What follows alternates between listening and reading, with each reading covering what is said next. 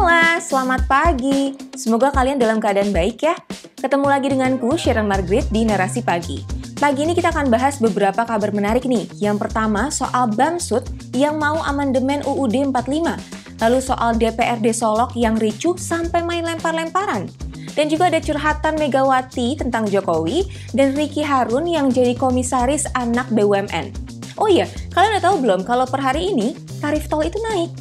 Kita bahas langsung yuk.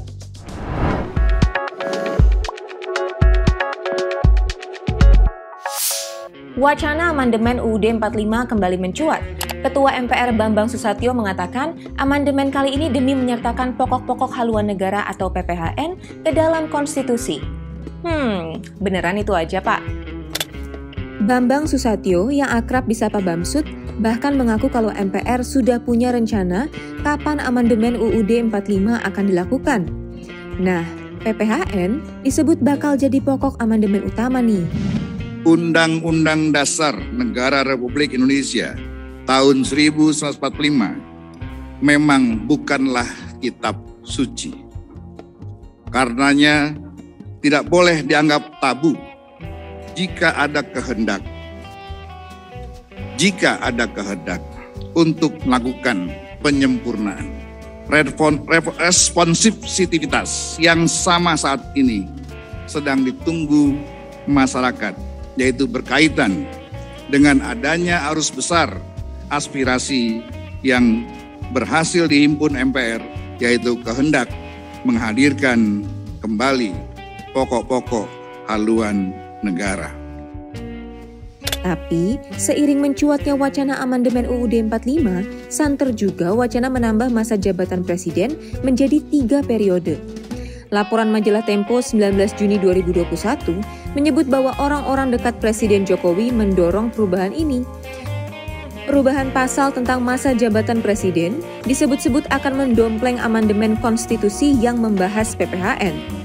Situasi darurat kesehatan dan ekonomi bakal jadi alasan penambahan masa jabatan kepala negara.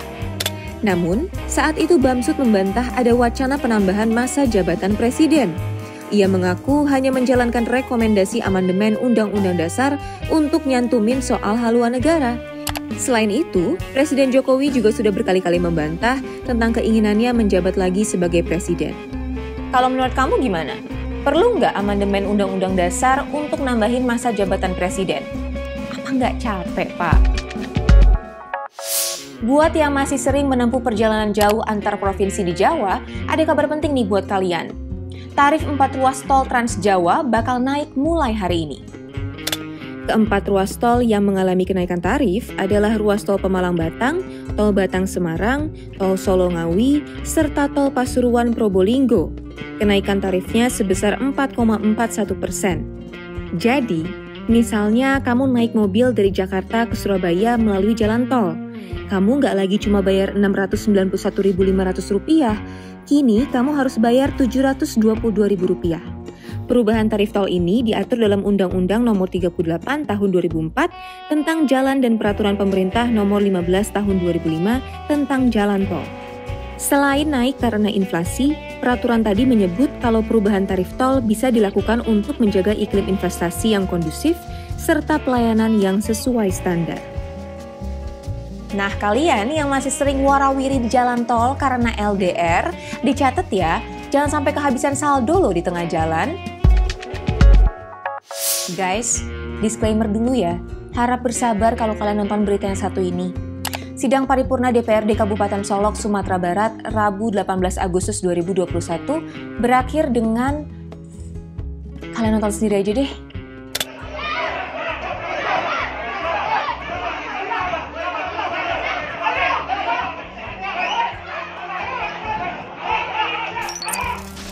Mulanya, sidang paripurna tersebut diagendakan membahas rancangan peraturan daerah, rancangan pembangunan jangka menengah daerah atau Ranperda RPJMD. Namun, hujan interupsi terus terjadi sejak awal rapat. Mereka membantah dan menyanggah pimpinan sidang, yakni Ketua DPRD Kabupaten Solok, Dodi Hendra. Situasi makin memanas ketika terjadi aksi saling tuding. Kericuhan pecah saat salah satu anggota DPRD melempar asbak. Dodi Hendra mengatakan sumber kericuhan ada pada peraturan bupati yang dinilai rancu. Nggak habis pikir deh, kursi legislatif saling rebutan. Giliran udah dapet, malah berantem. Asbak pakai dilempar-lempar lagi. Ampun deh. Ketua Umum PDI Perjuangan Megawati Soekarnoputri lagi doyan curhat ke publik nih. Apa aja ya isi curhatannya? Pertama, tanggal 17 Agustus 2021 kemarin, Mega curhat tentang jatuh bangun PDIP. Nih curhatannya. Dari partai yang dulu selalu disebut partai rakyat lah, partai sandal jepit lah, yang partai kemarinnya kecil tuh apa namanya? Kuram. Nah, coba bayangkan, sekarang bisa seperti begini dan bertahan. Waduh, Mega kayaknya lagi mellow nih. Soalnya, di acara peletakan batu pertama pembangunan kawasan Puri Besaki, Bali, 18 Agustus 2021 kemarin, Presiden kelima Indonesia itu curhat lagi. Kali ini soal identitas agamanya. Dulu saya pernah dibully. Bayangkan, dikatakan Ibu Mega agamanya tidak jelas. Ya saya ketawa saja. Masalah agama adalah masalah kita dengan yang di atas. Presiden Joko Widodo yang juga kader PDIP nggak luput dari curhatan Mega. Coba lihat Pak Jokowi ya. Saya suka nangis loh. Beliau tuh sampai kurus loh. Mikir kenapa? Mikir kita loh. Mikir rakyat loh. Masa masih ada yang mengatakan Jokowi kodok lah. Orang itu benar-benar tidak punya moral. Bu Mega lagi kenapa sih? Kok lagi rajin mencurahkan isi hatinya? Sini-sini curhat sama aku. Sekian serapan informasi pagi ini. Narasi Pagi akan kembali seperti biasa besok pukul 8 pagi. Tetap jaga kesehatan semua. Selamat WFH. Bye!